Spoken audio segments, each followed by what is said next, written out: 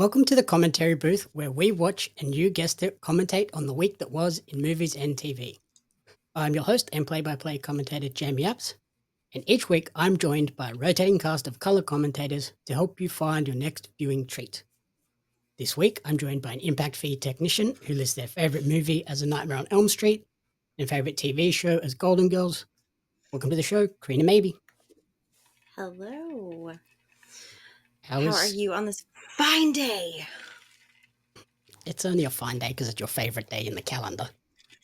It's not my favorite day in the calendar. It's like my second favorite day in the calendar.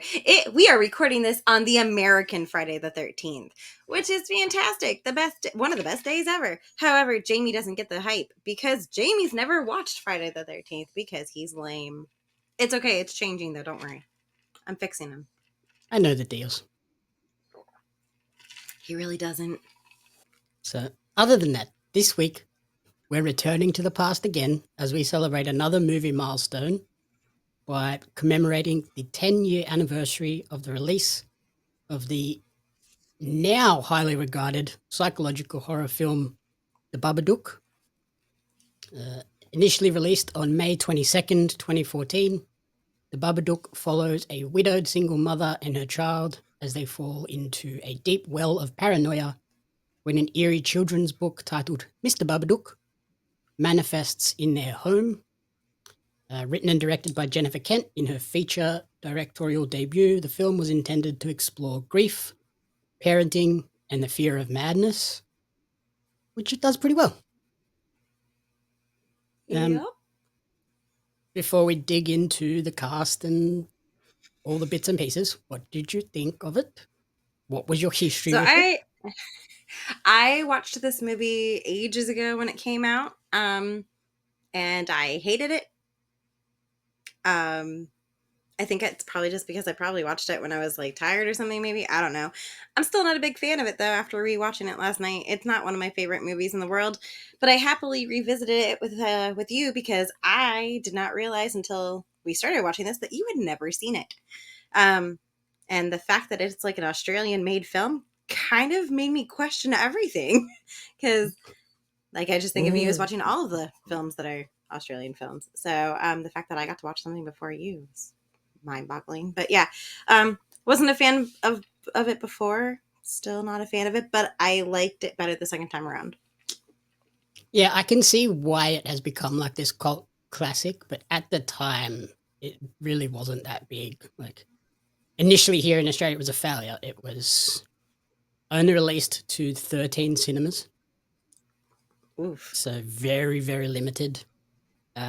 Grossed only $258,000 here in Australia off a $2 million budget.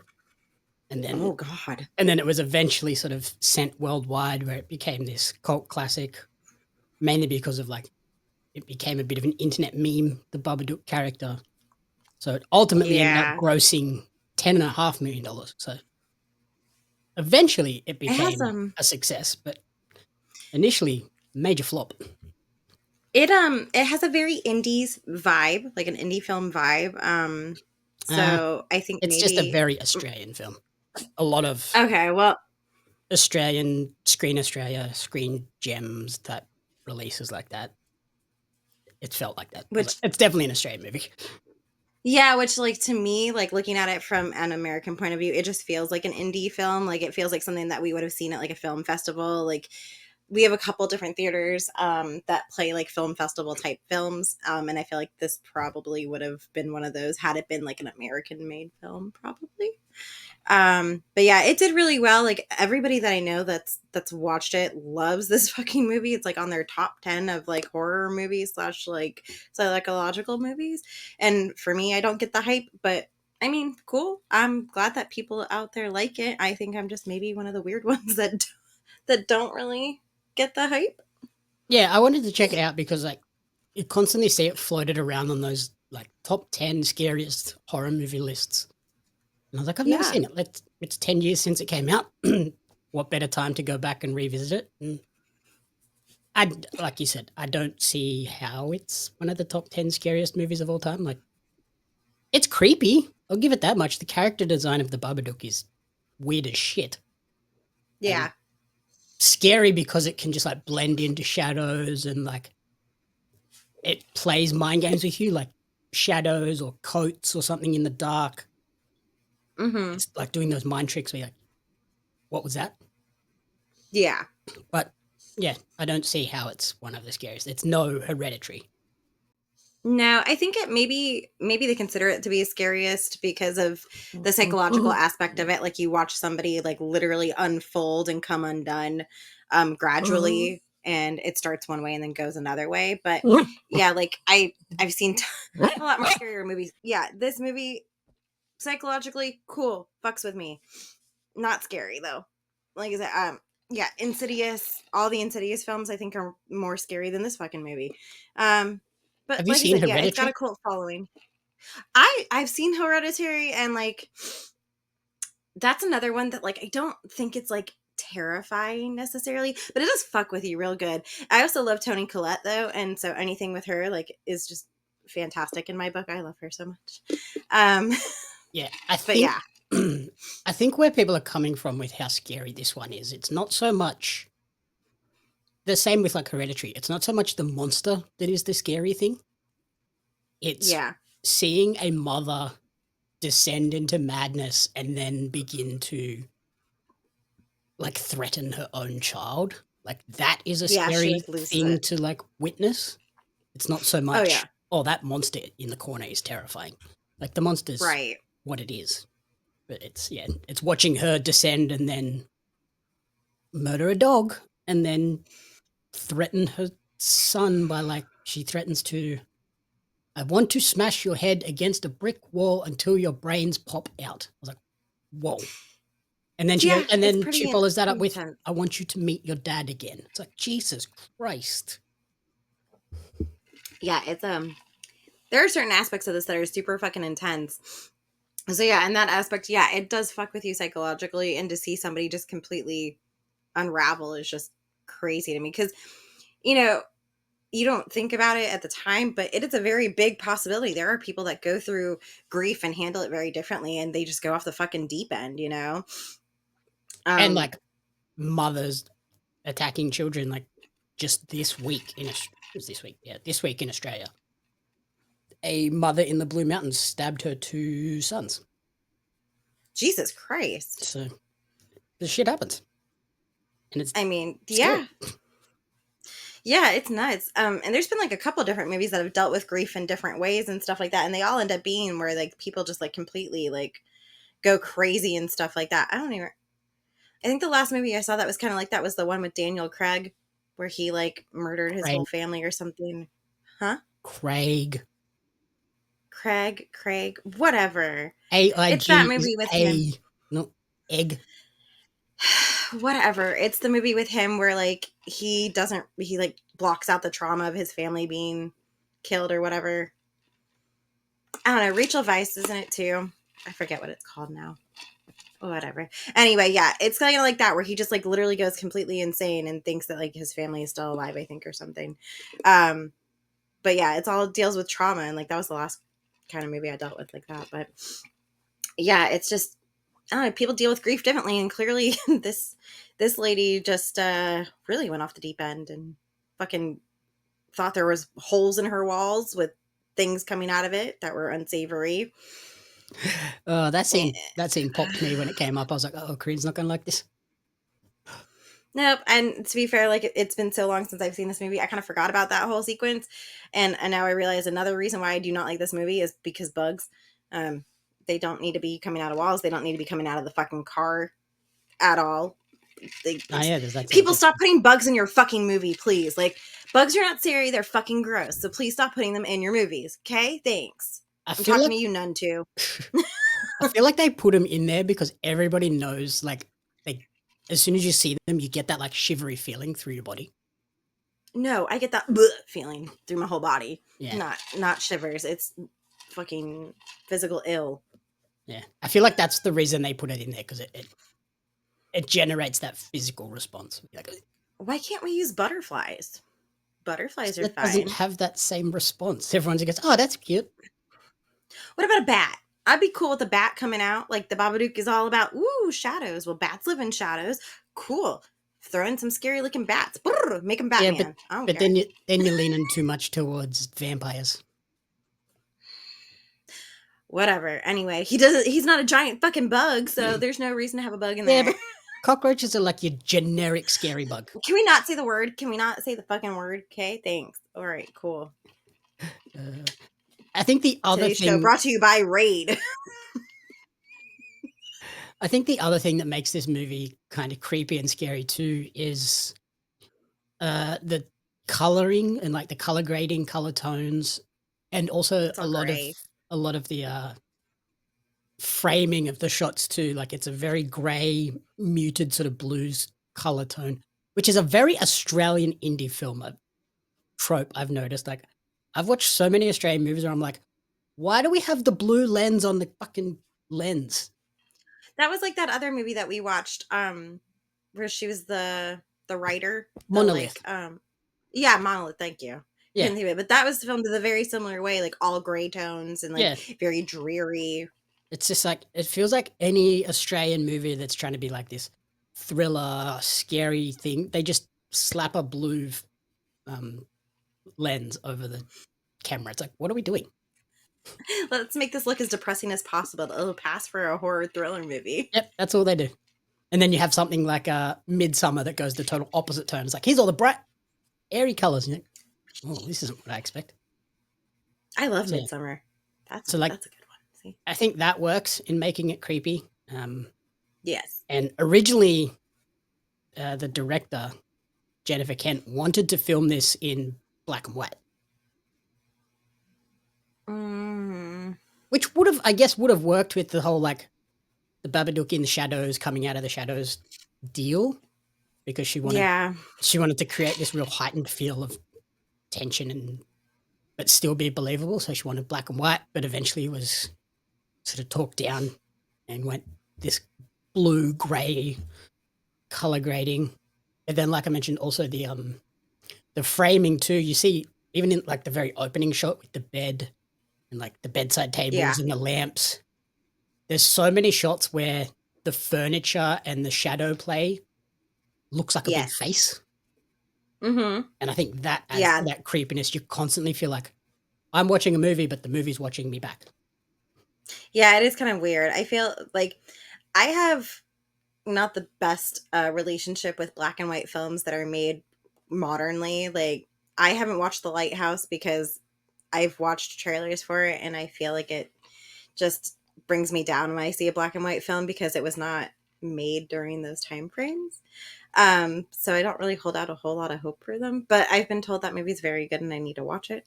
But I feel like if this film had been filmed in black and white, you probably wouldn't have gotten some like as big of like you wouldn't have noticed the background as much, like with the lighting and stuff like that and the shadows. I feel like if it were in black and white, it would have been a lot more difficult to achieve those kind of things. I was gonna say you're gonna knock like the new Nosferatu, but it appears that it's gonna be mainly in color.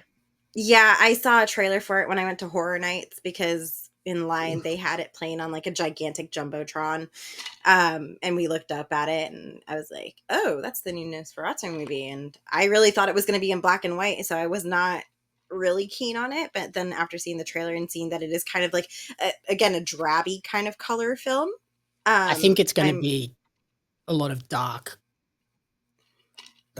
light tones and stuff like that, and then I feel like it's a very Robert Eggers, like it'll be lots of dark grays, blues, muted colors, and then there'll be the pops of like fire and orange, like to really startle you. I feel like that's how Sweeney Todd was filmed. There's a lot you never watched that, so you don't get it. But when we get to that, you'll see. But yes, that film is very like dark, drabby grays, whites, different like shading.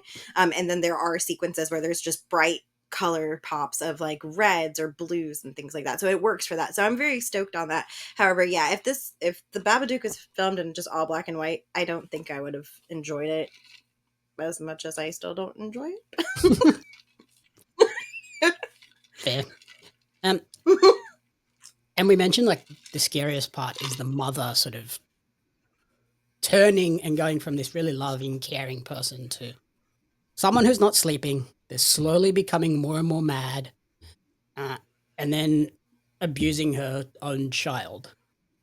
What makes that even Yes. scarier is Noah Weissman, who plays Samuel, the most Mm-hmm. horrible child I've ever seen in my life.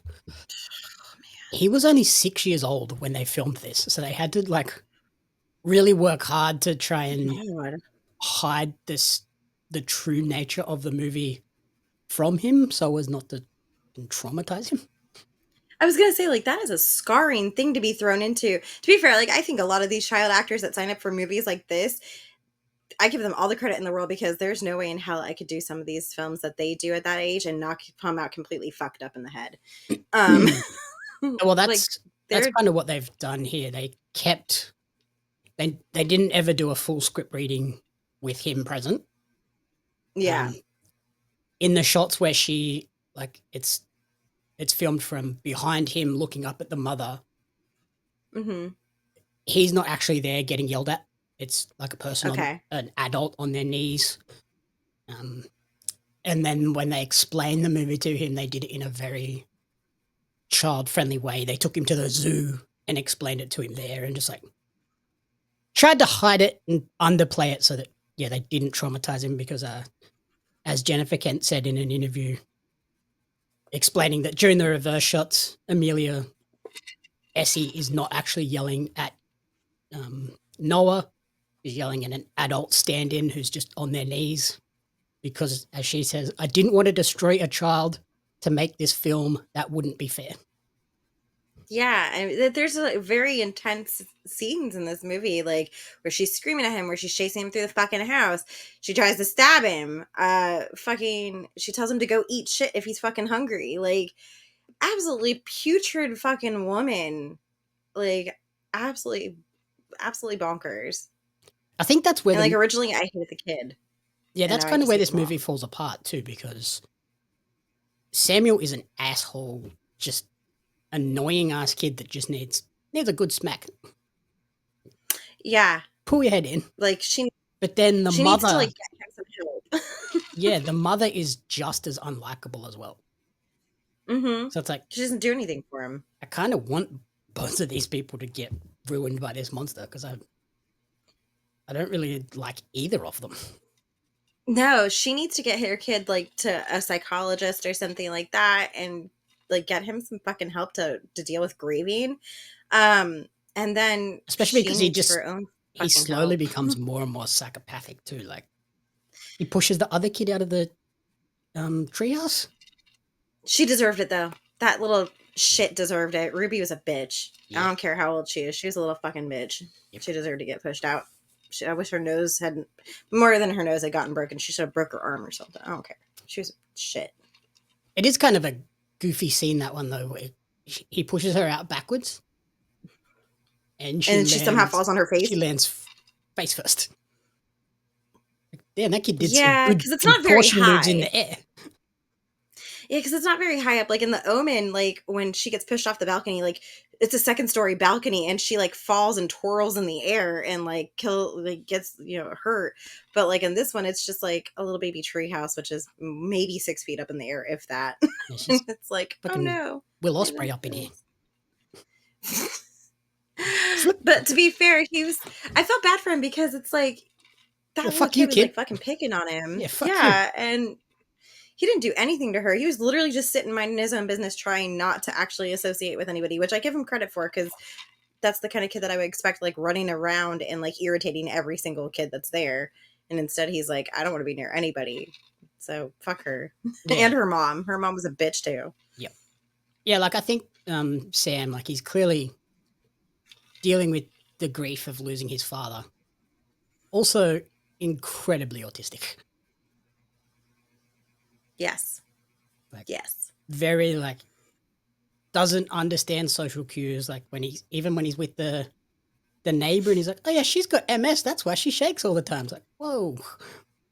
Yeah, he just has no filter or anything. And I love of all the characters in this whole movie, the neighbor is like the fucking sweetest lady in the world. Like everybody should have her for a neighbor. I Mhm. love her so much. And she's just very understanding of like both of them. You know, she understands the mom is trying her best at times. And then, you know, she understands the kid has a lot of problems and he doesn't have a lot of friends. So kudos to her. Yeah. And then the other sort of big character in it is the coworker. But again, I didn't really like him either. No, he's kind of creeper. Yeah, he's being nice, but there's clearly a motivation behind him being nice.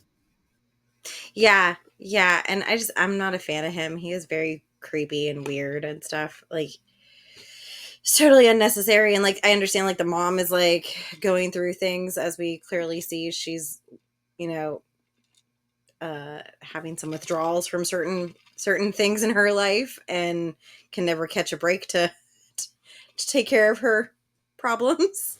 Yeah, that Clearly. that is a weirdly unnecessary scene that didn't add anything to the story at all. No, I don't even know what I was in there other than the ick factor, because that was ick, like on so many levels. Yeah, I feel like that whole scene, masturbation, whatever, like that did not need to be in there at all. It didn't add anything. It didn't make me go, "Oh, she's struggling with the loss of her husband. She's got this weird like Nothing. flirtatious thing going on with the guy at work." Like, what the No. fuck is all this for? It was just like out of nowhere, and then her It's kid just like, barges oh, we need in. the sexy scene. Like, okay, no, we don't. No, we don't. It's not necessary in every fucking movie, guys. Yeah, and I like that kind of kickstarts her insanity too, because then she starts hallucinating. To which her response is, "Oh, I'll just hide under the covers." Like, bitch, you're a fucking adult. That is not what an adult does. Yeah, it's very strange that her fear of being like squeezed slash like when her kid is like almost kneading her neck or whatever when he's asleep like a cat. She's Mhm. just like very strange. Like she has a lot of weird PTSD moments, I guess that stems from that car crash or whatever, but it's also not super well explained. It's kind of just left to your own imagination as to what triggers her, I guess. And that's probably also why Sam is a little bit fucked up. He basically sleeps with his Mm-hmm. mother all the time. Yeah. It's like, And he's like, he's a too old for first that. grader, so Too old for that. it's a little old to be doing that. Yeah. And then, yeah, we see her sitting in the bath, fully clothed. She has that Lara Bingle.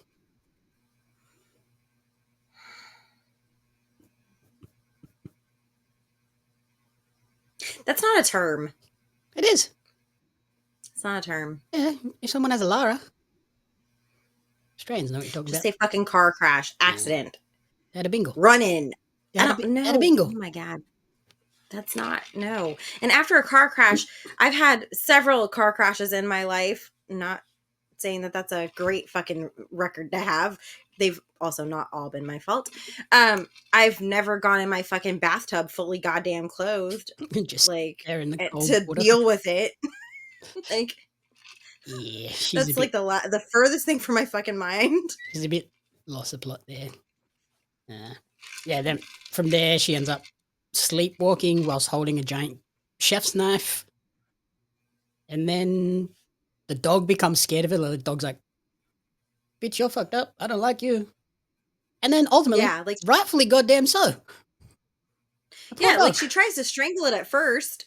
Like there are like two different scenes before she kills this fucking dog, spoiler alert. And like fuck you. I hate movies that kill dogs. We'll put it that way. Especially like that. Like, that was a Yeah, it wasn't brutal even murder. like yeah, and that what it was. It was a murder of a dog. And then she pulls her own teeth out. Like, that ends up being nothing either. There's so many Yeah, I things in don't here. It's like, what was the point of that? Why did we have to, yeah, apart from the ick of, why are you pulling your own teeth out? it's like it's so strange. Like when she pulled her tooth out, it kind of reminded me, and again, another film reference that you're not gonna get. In The Shining, the little boy Danny, he says that he has someone who lives in his tooth. And so that's what this reminded me of, is that she had like in my head I was like, oh, this is kind of like the Babadook's like embedded in her tooth or something like that. And that's why she ripped it out. But nope, nothing. Just another random throw it in there, why not kind of thing. Yeah. One of the things that did sort of play into it though was Samuel's improvised sort of traps and weaponry. I loved his backpack-mounted cricket ball catapult. Dude, that was so cool. And the fact that he runs around with a fucking crossbow that shoots out darts. Like, Yeah, that's just like this kid needs some help. He's he shouldn't be making future this school kind of shooter. thing. I'm.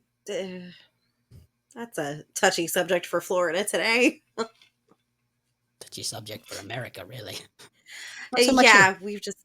No, you just have people that, good old murder each other with like strangulation or knives. We're just like, hey, look, we have an AK. We're just going to shoot things. Yeah, no, we just a bit Um, stabby. Yeah, and I feel like you can recover from a stab wound probably easier than you can from multiple bullet holes, but that's a discussion for another fucking day. Are you a trading card collector or a fan of Australian pro wrestling? If so, you're not going to want to miss out on the limited edition Australian wrestling cards. Each set includes 50 packs of 10 cards, including some of the country's top wrestling talents like Robbie Eagles, Shane Haste, Madison Eagles, Hartley Jackson, and they have Shaza McKenzie listed, although she is not a favorite. The velocities, and a lot more. There's wrestlers, referees, announcers, commentators that are featured, giving you a full appreciation of the Australian independent scene. The cards sold out a lot faster because cards are hot right now, as I'm sure Jeremy Lambert will tell you. But you can order your Australian wrestling cards now at Pario Magazine. That's PARIO magazine.com.au/AUS WRES cards. Follow Australian Wrestling Cards on social media at AusResCards for updates. Join the hundreds of fans who have already discovered the excitement of Australian wrestling cards. The last thing that I noted down was I was not a big fan of the ultimate crescendo of this story, where really, from the looks of it, all you had to do to get rid of the Babadook was scream at it and tell it to go away, and it would run and cower in the basement.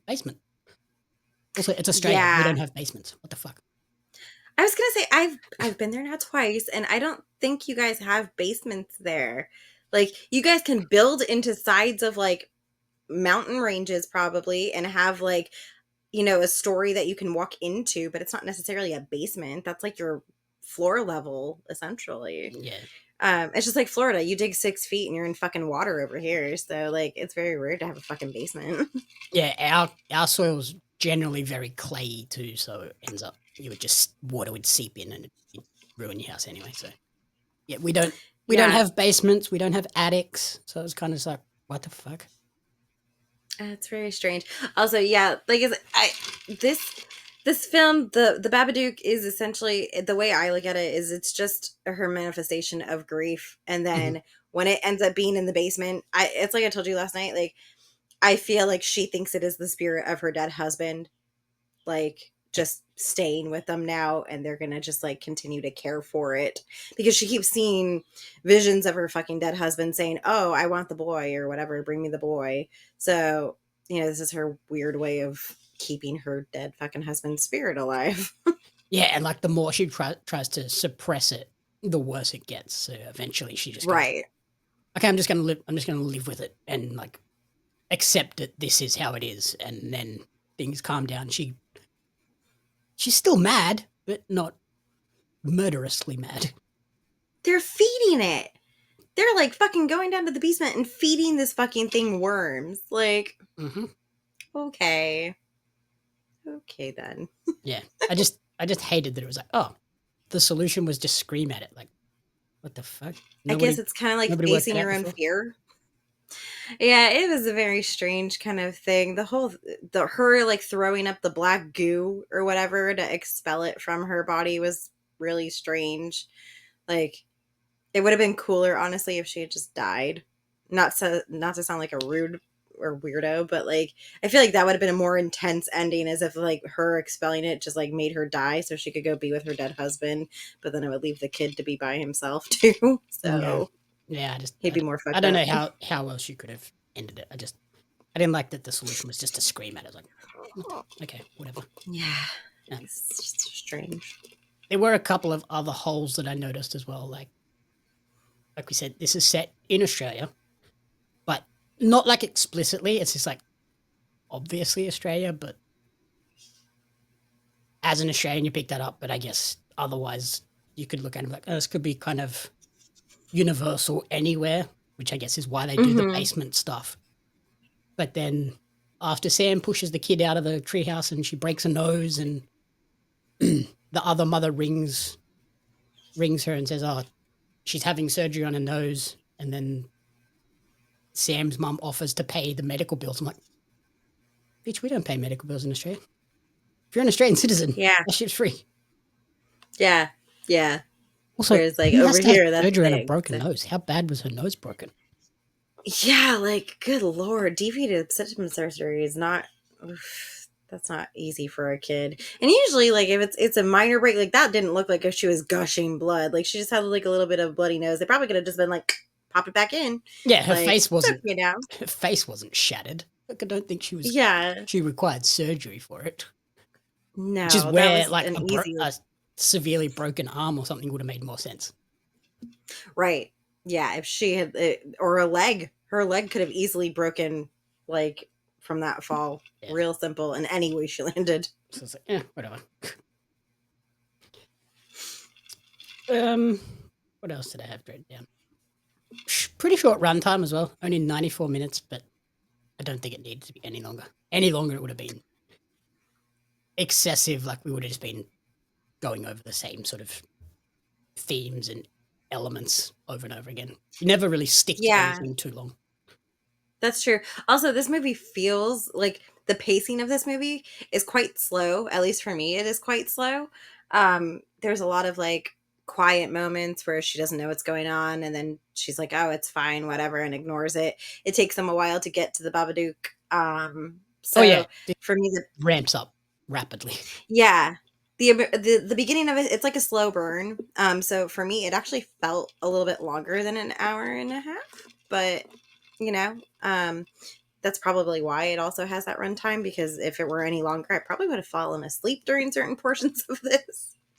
Because it is very quiet. There is like no background music to this film, like for the most part. It's a very silent background movie. It just plays on like noises essentially, and like, you know, shadows and emotions. Yeah, I think it kind of, on that sort of ramp up, it plays on that whole initially you're thinking the kid is the problem, like right, he's the one that's being tormented and tortured and potentially possessed, and then it really shifts towards oh no, it's the mother that's the problem here. Like yes, Samuel has his issues, but he's not really trying to murder anyone. He's just trying to come to terms with what the fuck is going on in my head. Yeah. And I feel like she enables him because she's like so wrapped up in her own form of dealing with grief that she doesn't want to accept that anything's wrong with her kid.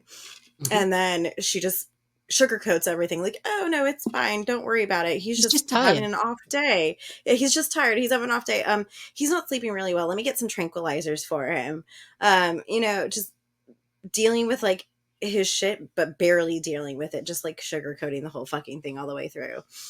My favorite is when the Department of Family and Community Service come and the kid's like, I'm tired. I'm tired from the drugs mom gave me. And they're just like, what? And then she like makes it even worse by, oh, I'm so sorry, it's a mess. There's a hole in the wall that I had to patch up. There's bugs coming through and there's no fucking hole in the wall. Yeah. They're just like, this bitch is crazy. Like, are you good? And then they say, oh, we'll be back in a week. And then we never see them again. There's so many things that you're like, okay, it's like that just comes and goes. Nothing comes of it. Her job doesn't like, she goes to work for like a day and then magically has like all this time off now to like, and then you see her at the end, like in her film, like uniform, like nurse uniform. And I'm like, oh, I guess she retained her job, even though she's taken like 2 weeks off now. Yeah. The coworker comes to check on them and then never comes back. Yeah. It's like all this random shit that just never follows through. Yep. In terms of the monster though, I thought that was really well designed, like very scary. They made sure that they used a lot of lo-fi handmade practical effects, which really helps add to it. They took influence from the fall of the House of Usher, and the other character they took a lot of inspiration from was the man in the beaver hat from the lost 1927 film London After Midnight, which when you look at that character from that movie and then you look at the Babadook, like, oh yes, they're definitely inspired by each other, and you kind of get the biggest glimpse of that at the police station where there's like Okay. the trench When coat and the little It's hanging on the wall. hat. It's like, oh, Mm-hmm. so yeah. See, I don't know what that character is. I've never even heard of that. For me, when she initially sees like the Babadook, like when it essentially like enters her body, I guess, like falls on her or whatever, that reminded me of Danny DeVito's Penguin from Batman. Mhm. That's exactly what it reminded me of. I was like, oh my god, that's fucking creepy as shit, because he was like the best penguin ever. And so like, yeah, that was like, I was like, oh, okay, he's a creepy fucking little character and whatever. So yeah, the monster creation was really good. I give them a lot of credit for the design of him and everything, because it is a pretty, when you do look at it, and even like when you just see its silhouette, it is a creepy looking fucking character that you would kind of be terrified to see, like not knowing if he's a shadow or not, you know? Yeah, like it's such a good design because it so easily blends into shadows. It's so simple that like you do have those things where like the trench coat and the hat in the corner in the shadow, your mind could play the tricks on you and you think, oh shit, it's over there. And then you actually look and it's just those things. Like, oh, maybe I didn't see that. Yeah. So you start to make yourself go mad. Right. So yeah, I think that's pretty cool. It probably was something that kind of later inspired the whole Slender Man thing too. Like it's very sort of Similar. shadow monster type thing. Yeah. And then the last little trivia piece I wrote down was the fact that the director, Jennifer Kent, holds the rights to this movie. And she has said that there will never be a sequel, Good. which is pretty interesting considering as it earned 5 times its budget. It's got that cult classic following now. I feel like there's probably a lot of studios like trying to throw money at it to go, make Babadook 2 because it'll make us a lot of money. Probably. So the fact that she's adamant that I will never allow any sequel to be made because it's not that kind of film. I don't care how much I'm offered. It's just not going to happen. Was a direct quote. To be fair, I'm kind of on board with that because it ends very well. I don't think it needs a sequel. I don't think it's necessary. Although this day and age, like everything gets a fucking sequel, even when it's not necessary. Mm-hmm. Which I think is, I feel like that's why it's so crucial that she holds the rights and not a studio, because a studio would look at this and go, hell, moneymaker. we could bump that budget up to $6 million and make 5 times 6. We'll take that. Yeah. Mm-hmm. Yeah. I feel like it's one of those films that there's a potential that if a studio held the rights, they could probably make a fucking franchise off of it. Like it would be like a new day and age, like, you know, Freddy or something like that, where it's like haunting you in the shadows or something stupid like that. Yeah, because it wouldn't have to follow the same family. Like it could just be this like amorphous monster that just follows grieving families, random people. Yeah, it would just follow a new family that's got a new form of grief, and then, you know, it spirals from there. It doesn't necessarily affect the mom or the dad. It affects the kids at this point, you know. But I feel like if that were the case, then it would turn into any other kind of like unnecessary franchise, like Paranormal Activity. Like those films, I know are like really high held in high regard, but there doesn't need to be 1,000,001 fucking sequels to it. Yeah, they become worse as the series goes on.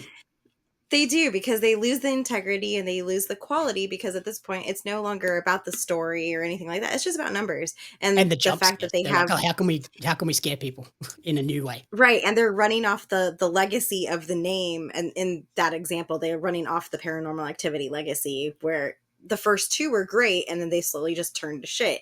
But they're like, oh, we could just slap the Paranormal Activity name and then put a fucking colon or whatever and just fucking, okay, here we go, ready?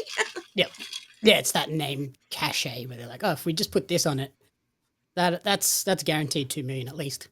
Mm-hmm.